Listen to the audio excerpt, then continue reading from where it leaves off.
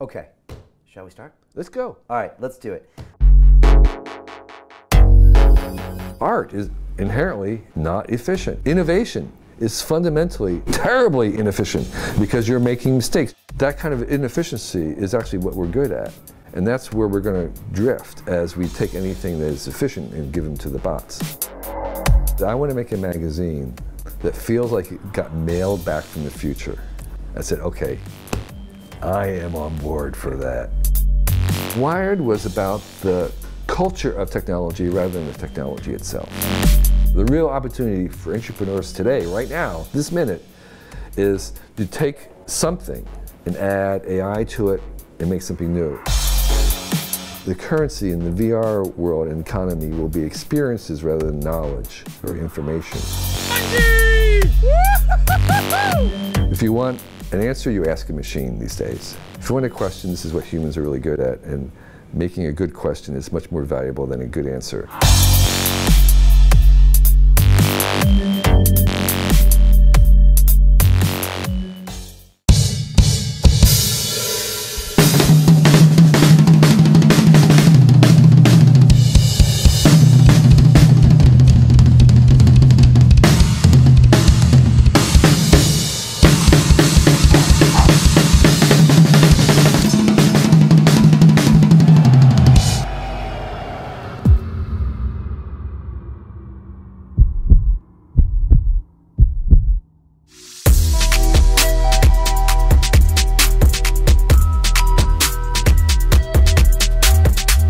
Our guest this week has pretty much been there and done that.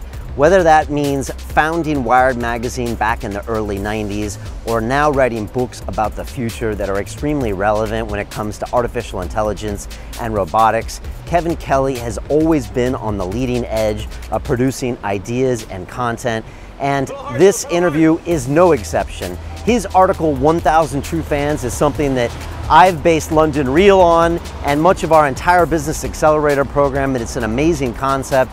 And Kevin is constantly producing great ideas, and I just love spending the time with him that we did. He talks about some big concepts, as in why he created Wired magazine and how at the time he knew that there should be a magazine to talk about this internet thing, because he knew it was going to be a cultural piece, a piece for social change, and that they needed to grab it. And he talks us through the entire really painful history of what happened to Wired. It was taken over and how it kind of lost its way when it came from a business and an editorial standpoint. And he also gave me a little bit of advice, which was to have more children. He said they're all a blessing and I should have 5. So Kevin, thanks so much for that. I've passed that on to Mariana. We might be taking your advice there, but I think you're really going to enjoy this very much with Kevin Kelly.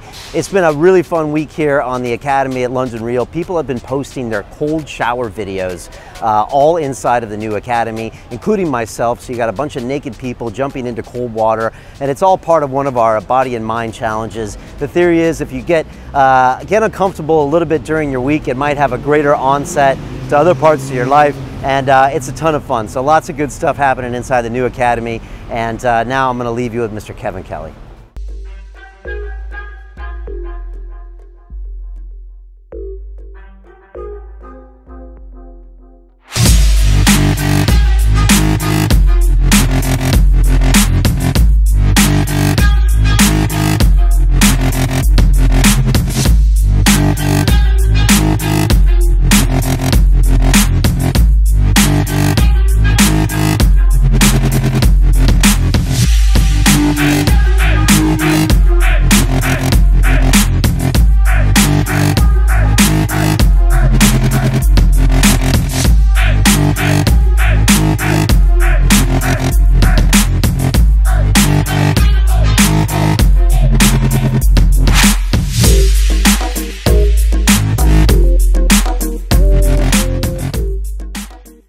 This is London Real. I am Brian Rose. My guest today is Kevin Kelly, the founding executive editor of Wired magazine. You are a writer, photographer, conservationist, and student of Asian and digital culture. Your latest book, The Inevitable: Understanding the 12 Technological Forces That Will Shape Our Future, is out. The praise for the book has been incredible, with venture capitalist Mark Andreessen saying it's an automatic must-read. Kevin, welcome to London Real. It's really great to be here. Thanks for having me. It's our pleasure. I'm curious, before we jump in, London as a town, have you had a relationship with it over the years, or when you're in Asia or in California and you think about London or the Brits, what comes to mind?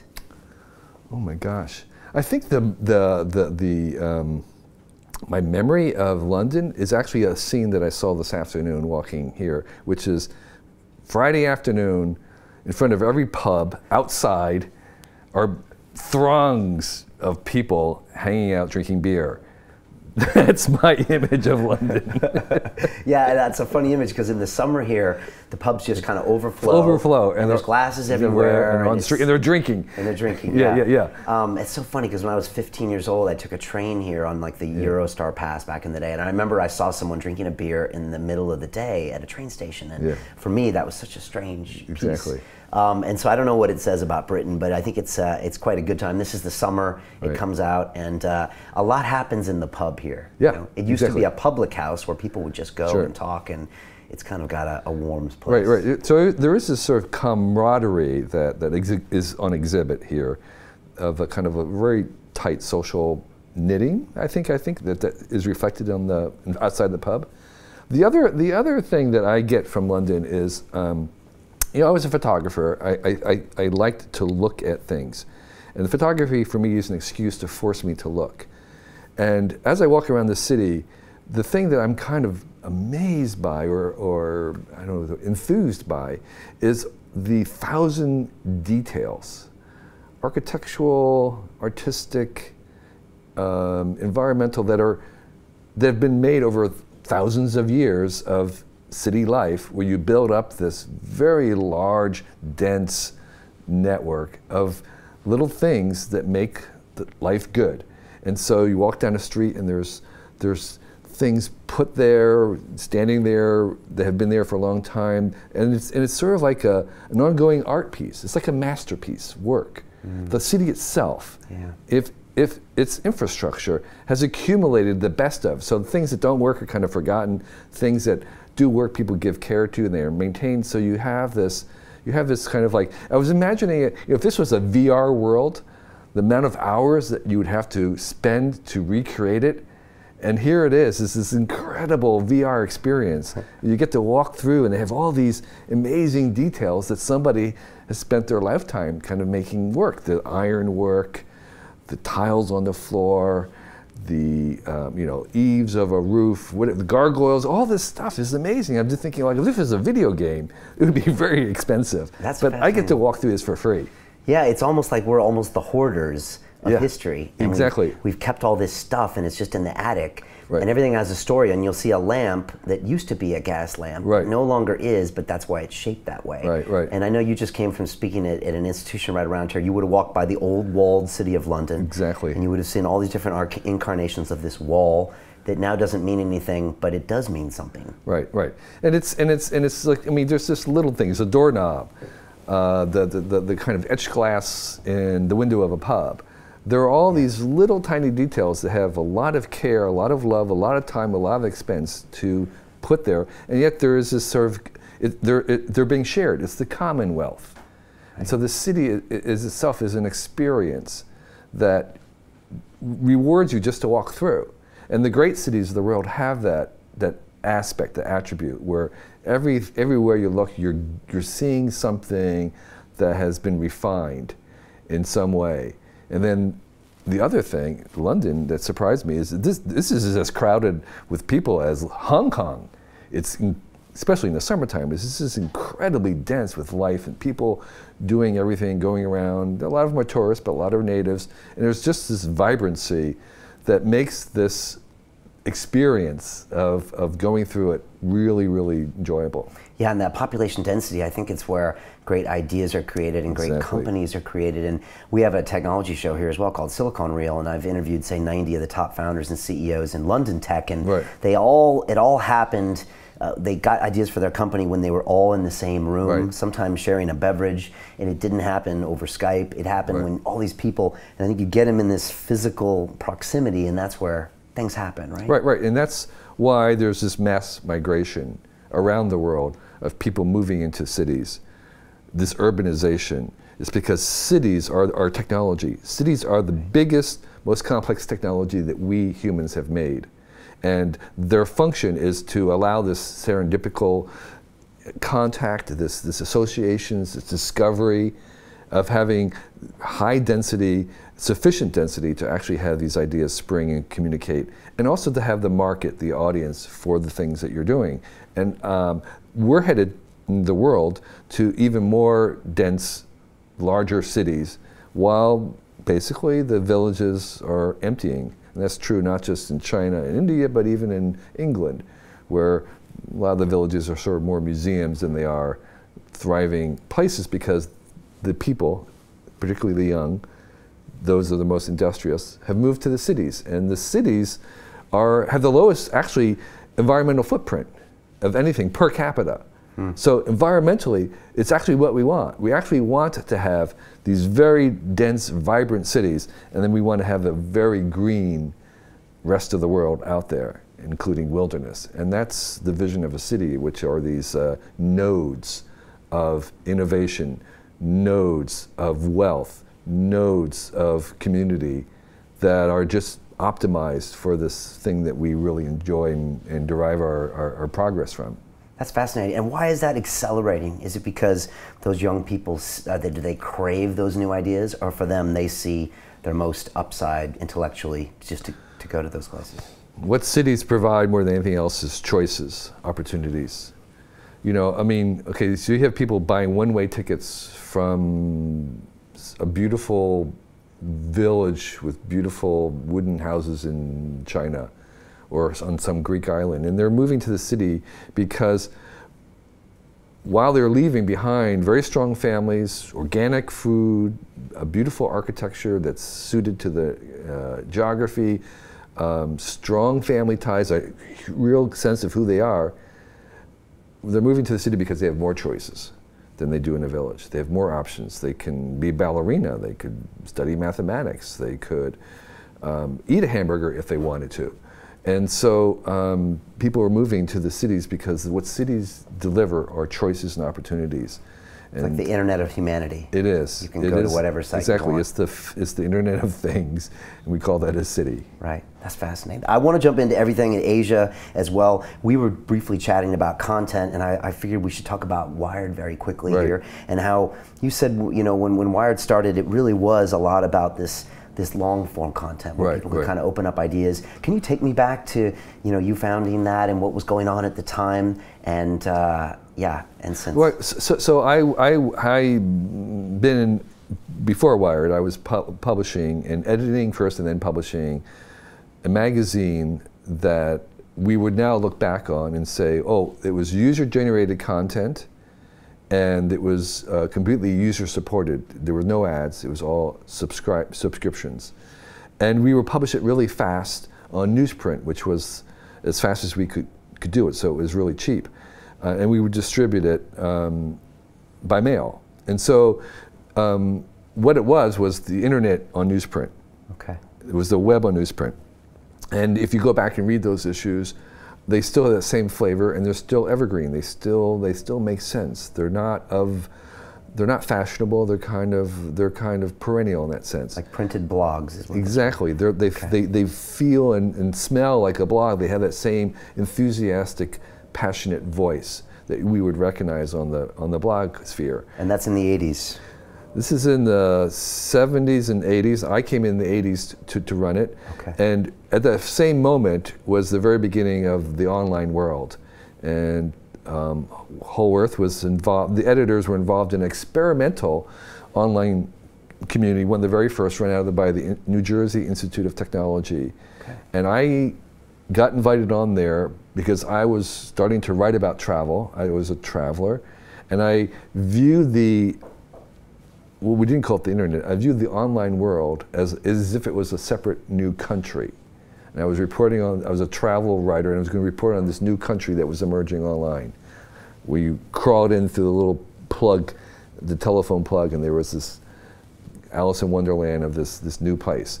And I got invited onto this other experimental one as part of that research, and my mind was blown. It was like, this vision of technology is a different vision than what us old hippies had been afraid of the steamrolling, the chemical plants, the smokestacks, the big supercomputers that controlled your life. And this was a very different organic feel to it.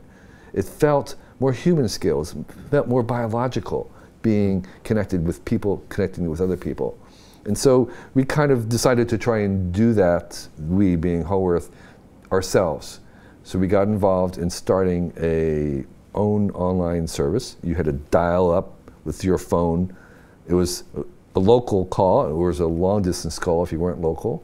And that was the very beginning, but we quickly tried to mesh onto this emerging internet, and eventually we became the first public access to the internet that anybody could get onto. Before that time, you had to be, this would be in like 1984, you had to be in a company or a university, right, okay, to be able to get on the internet.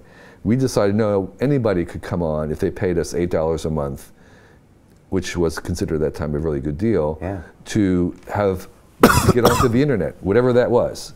We didn't know what it was. Nobody knew what it was. And so that's what we were involved in. And that was when I first started becoming really interested in technology, was in 1985 or so. I also organized the first hackers conference, and hacker in the good sense of people who were making these networks. Okay. Now the movie War Games came out in '84, right? And they kind of gave hacker the bad name, which is the people who were kind of trying to bring down the this thing. There was another version from MIT, the MIT Model Railway Club, who used hacker in a positive sense of trying to find out how something works and maybe tweak it a little bit. Okay. So you took that version. We took that version of hackers, and we invited 3 generations of these guys, mostly guys, to come to California, and they would meet each other for the first time. They had never met. This was pre-internet, basically. And so I became much more interested in kind of the human side and the biological likeness of technology that was shown to me by the online world. And eventually we brought that to Wired, because it seemed to me that that was going to, that was a big enough or a potent enough force that was going to affect many aspects of our life. And that came from 5 years of living online. Okay. So my years of living online taught me many, many things. And so by the time that 1990 came around, I was convinced that this was going to stick and it was really going to affect things. What I had seen of living online for 5 years, seeing how people behave, seeing what they did, seeing how it changed things, what it facilitated, I was convinced that this was really the best, most powerful thing since, writing or the printing press. And the other founders of Wired believed the same thing. And so we wanted to make a magazine that would kind of report on that in a certain sense, because 1990, nobody was paying attention to this. I mean, there was computer magazines that talked about which computer to buy, but I mean, if you saw them now, you'd laugh because they were so hardware focused. Hardware focused, right? Bits and baud and not culture. Not at all. Okay. And so, and that's what Wired was all about. Wired was about the culture of technology rather than the technology itself. Right. That's fascinating. And that was based in San Francisco, so based on the West Coast. Can you give me a perspective of the West Coast, of Silicon Valley, of why it happened there? In London, in the tech space, which is right around here, you're actually in the middle of tech, because it started off as kind of a low rent district, and now it's next to the banks, and fintech is big. But everyone compares themselves to the Valley. I was curious if you could give me your take on why the Valley happened in the Valley, and California and that whole area. Sure. Yeah, I mean, it's a really good question, because by all rights, Silicon Valley should have happened around Boston. Okay. There was Route 128, which surrounded Boston, and it was where all the early computer companies were. Right. There was, DEC. Yeah, DEC was there. Sperry Rand. I mean, they were just. They were from the institutions. They were mostly coming out of the colleges. Right. Boston being a big, huge university nexus. I mean, there's dozens and dozens of high caliber universities that had really smart people who were working on computer science and all this stuff. And they had an early lead. There was around Route 28, this kind of ring road around Boston, Cambridge, where they were settled. It was kind of like that Silicon Valley.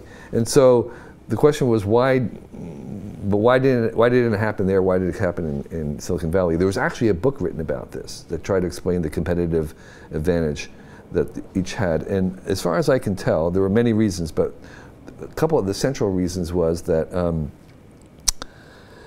Silicon Valley, which was around Stanford, was so far away from the axis of funding by the US government that it wasn't getting any. Right. Okay? So a lot of the funding for this kind of computer stuff was coming from, directly or indirectly, from the government. But Stanford was just like too far away, it was too new, it was not getting that. And so they started to rely on private funding. They developed the VC invention. They invented VCs, basically, this kind of really fast private investment. Out of necessity. Out of necessity. So one of the ways we say is that one of the best inventions of Silicon Valley is actually Silicon Valley investment. Right? That was the most powerful meta invention. And so that's one reason. And the other reason is because I think this was a residue, a little bit, of the history of California, which in 1949 there was 1849 there was the 49ers who came out. And so what they were doing was there was like, I don't know, hundreds of thousands of young men coming out, and the United States was very unique in the sense that its gold fields were not claimed by the government. Everywhere else in the world, the gold was claimed by the ruling government. The United States said anybody could claim this. So you had people rushing in. Was that a tactic to get California populated, or did they just miss the boat? I think it was, yes, it was a tactic to get it populated. Okay. But what the effect of was that you had all these people coming in who had no adult supervision, no one to say no to. Just like Silicon Valley. Exactly. And so you had them, then you had the Bohemians afterwards, and then you had the beatniks, and then you had the hippies, and this was all just the same continuation of this sort of no adult supervision, no permission being asked, and you had this culture of people, as we were saying, asking for forgiveness later, not asking for permission to start with. And so I think that was also the essential ingredient, was a continuation of basically the California gold rush mentality of people who didn't want to work for a boss, people who wanted to do their own things, people who wanted to start something and then ask forgiveness if they had to later on. Right, an entrepreneurial spirit. Exactly. It's funny because I was just telling you I graduated MIT in '93, but there was no business spin put on anything when I was there. There was even no talk of it really. Now I got lucky and I took some classes at the Sloan School, which is a great business school, but we were never talked about business, and I get the feeling that if I had gotten that same degree at Stanford, I would have been inundated either in the class or outside the class, or been surrounded by people starting businesses. And it's almost boggles my mind because the number of startups coming from Stanford versus MIT, I mean, I don't know, but it must be 10 to 1, which is...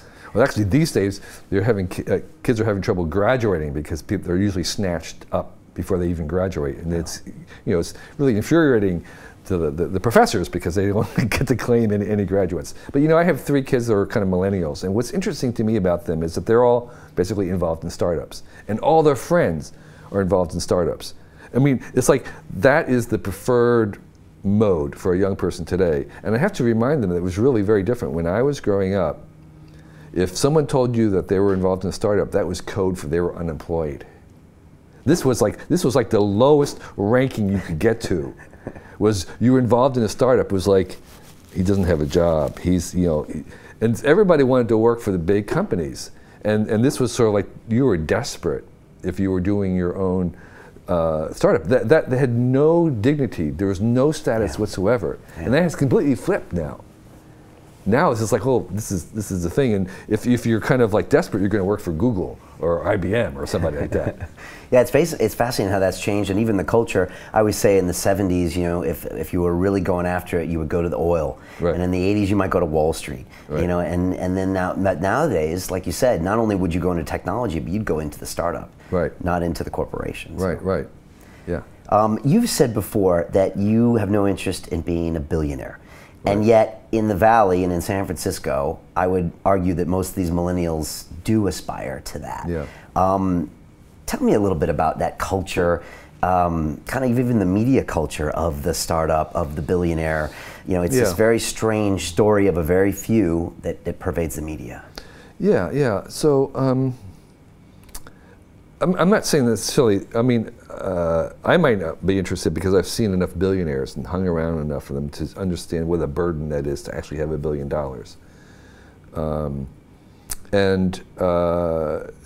I also think that there's a huge difference in making a living versus making a fortune. And making a living is actually maybe not as epic as making a fortune, but is a lot more reasonable for most people to even shoot for. But oftentimes in the VC world, what they call lifestyle businesses are completely looked down upon, which is basically means you can make a living, but you're not going to make a fortune. What the VCs want is they want scaling. They want something that was a scale, scale, scale. But this is like, this is really unnecessary for most people, and it's very unlikely for most of them. And I think the idea of always trying to shoot for it is really misguided. It goes back to my thesis of 1,000 true fans, which is you don't need 1 million fans to actually make a living. You can get by with a much, much smaller, many orders of magnitude smaller number of supporters, of an audience, or fans, or customers, whatever you want. And so, I'm arguing that there's one thing that I don't like about Silicon Valley is this misplaced attention to this huge scaling up, which does work, can be amazing, but it isn't necessary. There's many other options, and I think it's a little distracting for those young people who are always shooting for that, whereas they would do much better to try and make something that's of value that they can really sell, that works now, and then they can grow it organically and make it a little bigger. But I don't know, you know, it's really hard to counsel someone young and to tell them, you know, lower your sights, you know, try something a little bit more reasonable. But I think part of it might be role models, right? So you have the Bill Gates and the Steve Jobs and all these people who were successful at that scale. And I think what I would like to see is more people who have, what we call them lifestyle businesses, but who have fortunes, I mean, who have livelihoods rather than fortunes, that are form a role model for young people and say, yeah, that's what I would like to try and do, something like that. When you say the burden of $1 billion, can you explain that? Because you probably met more billionaires than most people. Right. What does that mean? Well, here's what happens when you have $1 billion. I mean, that's just 1 billion, and so now, not even to mention 10 billion or 20 billion, which some of these folks have, is that you have, it begins to take over your life in the sense that you have to do something with that. Either you have to manage it to make more billions, or you have to give it away. And giving it away is actually difficult. To give it away responsibly is incredibly difficult. This is why Warren Buffett basically punted and decided, well, Bill Gates is going to give away my billions because I can't do it. He outsourced it. He outsourced it because it's a really difficult problem. And it takes over your life in many ways. Because if you have $1 billion, you can't spend it all as a normal human being. And there's, I mean, if you meet a billionaire, they're going to be wearing basically the same clothes as a millionaire, right? They're going to be driving the same car as a millionaire. They're going to have basically the same house as a millionaire or a multimillionaire. They don't have 1,000 times more house. They don't have 1,000 times better clothes. Okay, so spending it is actually difficult. And so what happens is you have to kind of like, you start to have to spend an immense amount of time to do something with it, and you have to build an organization to give it away. You just can't give it away. You have to have people involved, and soon that organization is consuming a lot of what you're trying to give away. And so you have to balance this around. It becomes a job. In every case, it becomes a job. And so that, to do well at it, because who wants not to do well, shifts a lot of their life and their attention to that thing. Okay. Dealing with that thing. And it's a burden in the sense that you have a responsibility, they all of them feel some responsibility to do something with it, something good. And it's so large that it consumes a lot of their attention. Okay. Is it also true sometimes, and I don't want to generalize, that if you've gotten that $1 billion or $2 billion, that you're probably maybe very competitive, you maybe have a lot of issues maybe you're personally dealing with to try to, you know, that forces you to kind of get bigger and go bigger, because many people would have cooled off at 10, 100 million. So do you think personality types, sometimes these billionaires are still constantly looking for the next thing? Actually, not always. I mean, some of the billionaires I've met have been very, have not been extreme in that sense. But I will say one thing, is that I think greatness is overrated. Greatness is basically, you have to be extreme in some fashion to be called great, really great, world-class great, by the rest of your society. So there is something that you're giving up for that, but not all the billionaires that I know are actually sort of super competitive in that sense. They're competitive enough, believe me, but they're not you know, I would call abnormal or you know, pathological in that sense. Some are, you know, keep going because they see they want to use this wealth for some good. They have some objective. They're trying to do something, or their own company, which they fervently believe in, is serving people. And like a Jeff Bazos truly believes that he is serving humanity by having really low prices on anything you can buy. He says, you know, that's to him is like good. Yeah. That's good for the world. Is why not have affordable things for everybody? And so he's sort of driven by really trying to genuinely serve people that way. Yeah, and his obsession with that, you could argue, does, you know, a lot of good things. Right. And Jeff Bezos and email, you always have thoughts about Jeff and his email box. Well, yeah, I tell the story that, in fact, I think I heard him say recently, repeated the same thing, which is that I'm always really interested in how people manage their email, particularly as they become either famous or sought after in some ways. And his method, I guess you would say, is that he has a fairly public address. And if you write to him, he will see it. But he will very rarely respond to it because he has more than one assistant who's also getting all his mail. And that person will act on that piece of mail if it needs any action or if Jeff has directed it. And so the worst case is that Jeff will also independently act on it. So a person may get 2 responses if they get any response. And he says no one's ever complained about getting 2 responses from him and his assistant. So he just basically lets the assistants take care of it, and he's reading everything, but only responding to those that he wants to respond to. So nothing is left falling into the cracks, and sometimes he gets to respond directly. Okay, so that's a good way to kind of go. If you get famous. And it seems to work for him. Right, it seems to work for him.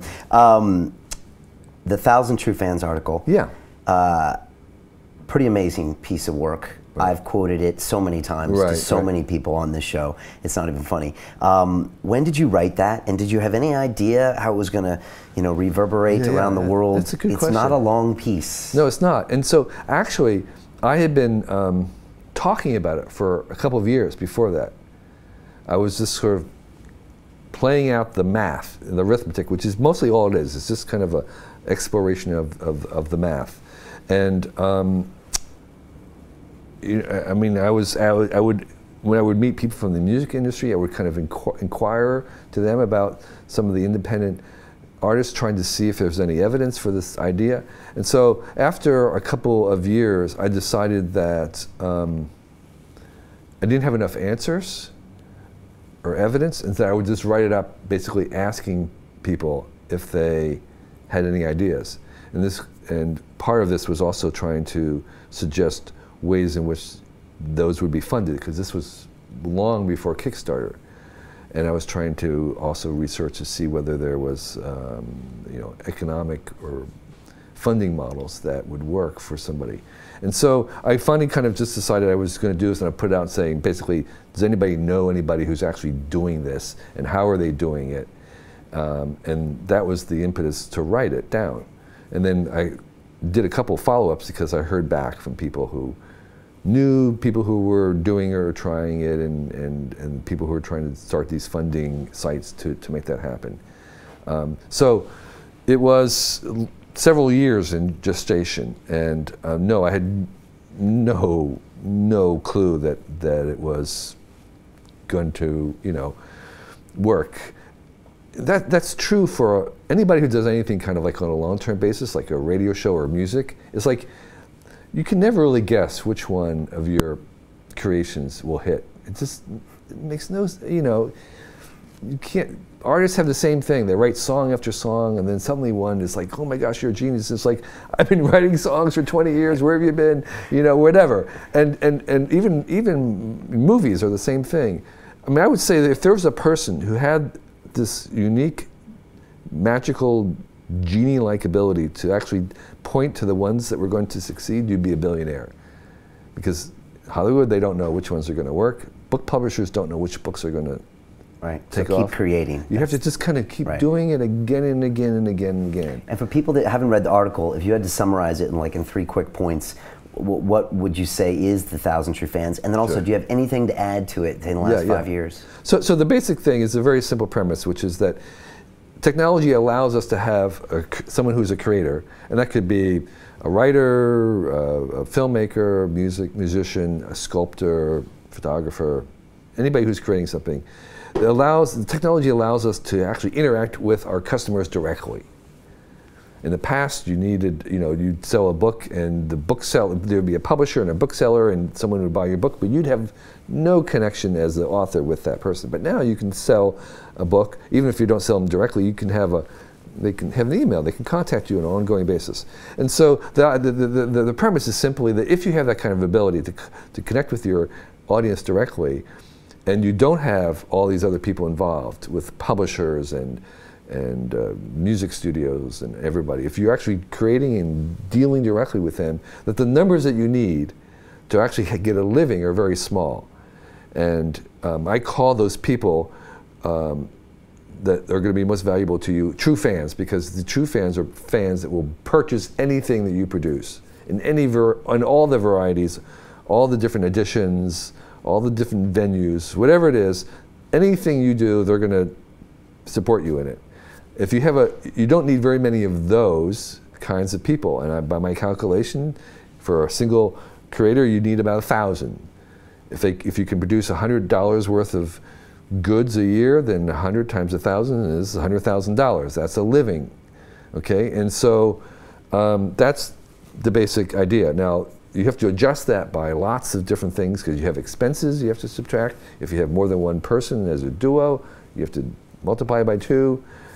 And the important thing, though, is that number is actually not critical. It's the order of magnitude. It says you don't need 1 million fans to make a living if you have direct contact with them. You don't need even 100,000. You need it in the thousands.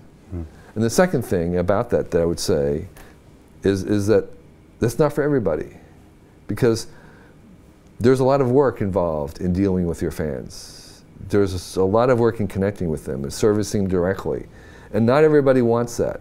Some authors or artists, they don't want to become a social media guy or a person or a girl. They want to paint in their studio. And so for them, they need to have somebody involved. So you have to add a layer, and you have to adjust those numbers in some capacity. So it's not for everybody, but it's a possibility. And even if you have help, you're still in that order of magnitude. What have I learned since then? I think there are it's a viable goal. It's still a tough way to, I mean, it still takes a lot of work to get there without the help of people from outside. You're kind of a good example of somebody who's doing that. Most of the people who started doing it came from the Hollywood studios or the music labels or book publishers, and then decided to take their kind of existing audience and let go of that and go to it directly. There's fewer people who rise from the bottom, but there are enough now that I know for certain that this works. You know, Hugh Howey, who's a science fiction author, started with Amazon Kindle, and he became a best-selling author, and he still has people publishing his book, but he's still basically a true fan, thousand true fan person from the beginning. He still starts by selling his stuff to the customers directly first. And so there are people who can, enough examples in all the different media that we know this is possible. Right. And I think what we need is more role models, people to kind of become known as, well, they're doing it this way.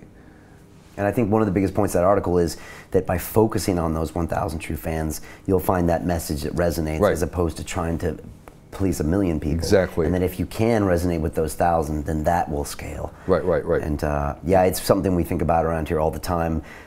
You know, we have, funny enough, an academy that's at around 1,000 right now. And so, you know, we just constantly service those people. And yes, it's actually very difficult. Right, you have right. to deal with people. You have to keep them happy. But it also keeps you on that cutting edge of knowing what's going on. You're absolutely right. That direct contact makes you honest and makes you really focus on delivering value versus just kind of going through the motions. Yeah. Just want to wrap up with Wired. When you look back on that Wired experience, how do you remember it? And do you remember of, you know, we did X, and then like, what was that biggest challenge when you were there?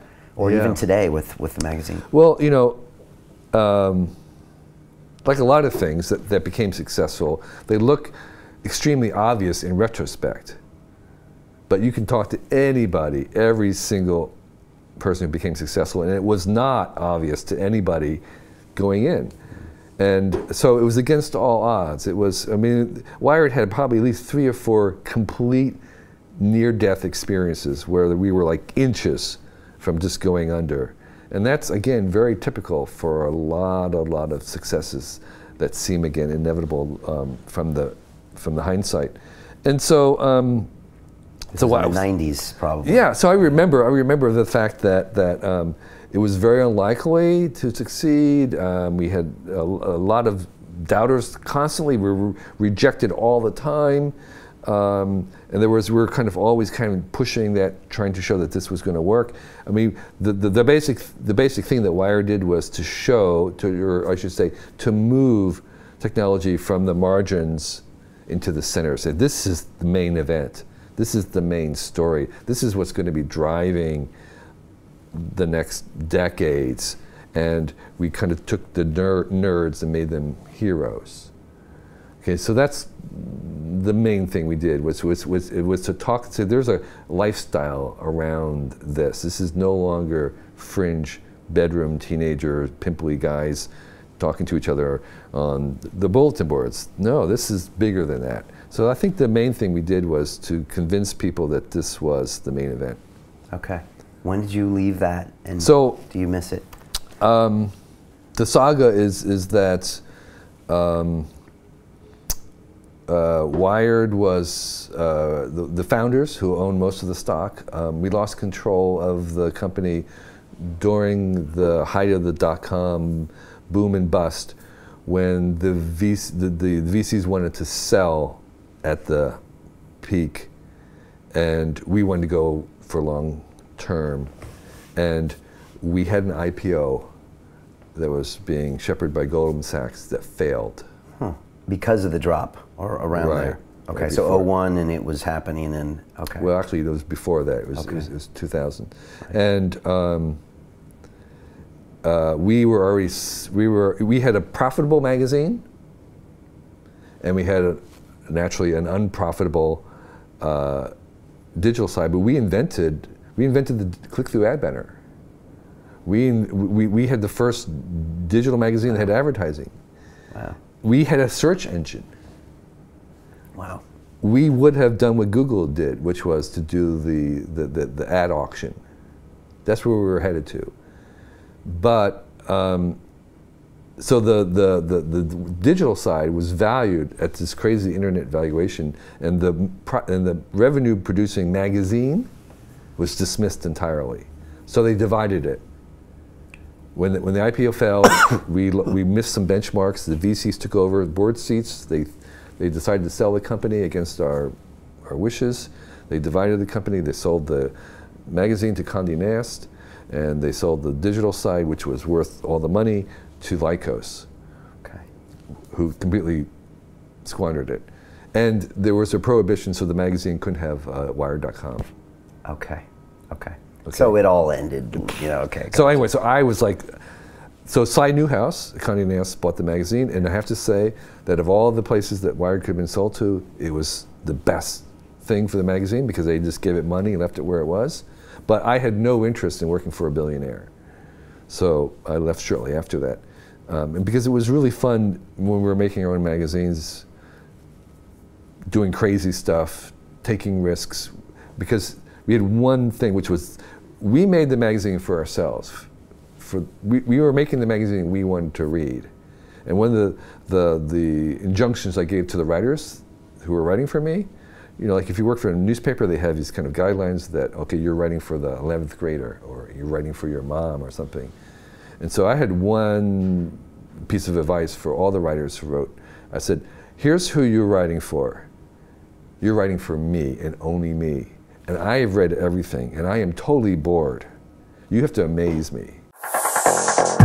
Continue watching this fascinating conversation for free by clicking on the link below to visit our website, and I'll see you on the inside. What is something you believe that others think are crazy? Master something, and your passion will follow that.